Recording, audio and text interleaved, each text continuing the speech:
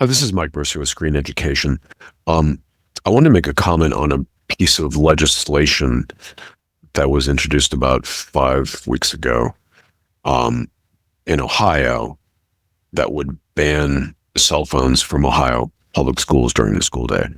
The bill was introduced by Senator Jane Timken, and it's Senate Bill 158. So I read the bill, and I actually support phone bans, so I'm in support of the bill. The, there's some problems with the bill because it lacks enforcement mechanisms. There's basically no accountability, right? And so there's substantial loopholes, and that's a problem because there are so many. Every stakeholder group in the school ecosystem is divided on this issue. You've got people that support phone bans and those who don't. So that includes school committees, administrators, teachers, parents, and students. They're all divided. So believe it or not, my research has found about half the kids who are at schools that have phone bans are glad they have a phone ban. So there are kids who support it, kids who are against it. So I actually wrote a critique of the bill and my suggestions for improving it, and it was published as an op-ed in the Toledo Blade. And then I modified that and submitted it to the committee for the hearing tomorrow as testimony. I might go in person and also testify in person, but I wanted to make this video just to share, have another way to get my ideas to the committee, hoping that they really hear them and can make some changes to the bill. So I just want to briefly go over their six bullet points here. They're very brief. First, so I suggest that the committee revise the bill so it defines who's going to be accountable for enforcing the phone bans at school. So it's going to be teachers, school administrators, district administrators, who's responsible to enforce it. Second recommendation is define how those who are responsible for enforcing the ban, how they'll be held accountable for its success. So there's got to be some consequences if it's not successful. It's got to be incentives and mechanisms to motivate them to really take this seriously and enforce the ban. Number three, there's a clause in the bill that says if school districts want to, they can allow phone use for, quote, educational purposes. They don't define what those are. They don't define a frequency, right? What are these exceptions supposed to be? That's a huge problem because I want to lay out quickly a scenario that could easily happen in many of Ohio's over 600 school districts.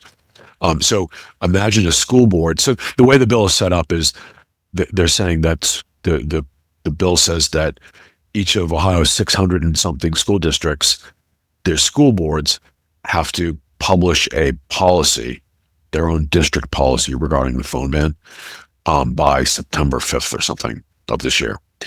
So it's up to the school districts to create the policy. Here's what I could envision happening in regard to this education exception clause. The school districts or the school boards could develop a policy that says we leave it up to the individual teachers to decide for which educational purposes they feel it's appropriate in their classroom to allow kids to use phones.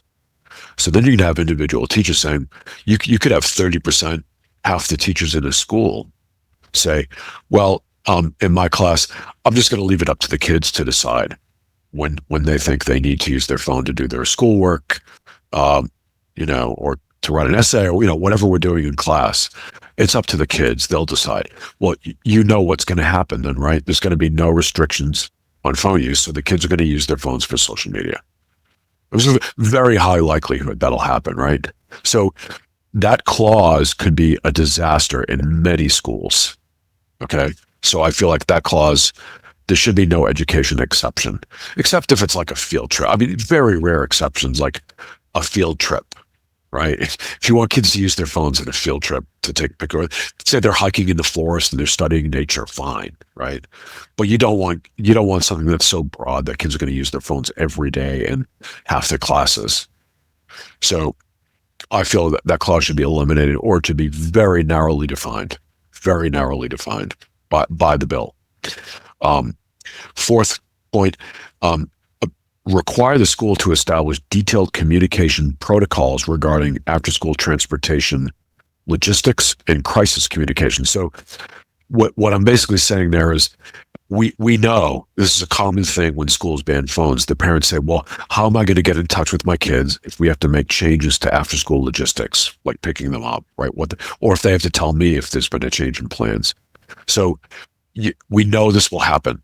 So the bill should just upfront require every school board to make specific protocols, communication protocols for parents and kids about after-school logistics and emergencies. Make it a component of the policy that they publish. Just deal with it up front.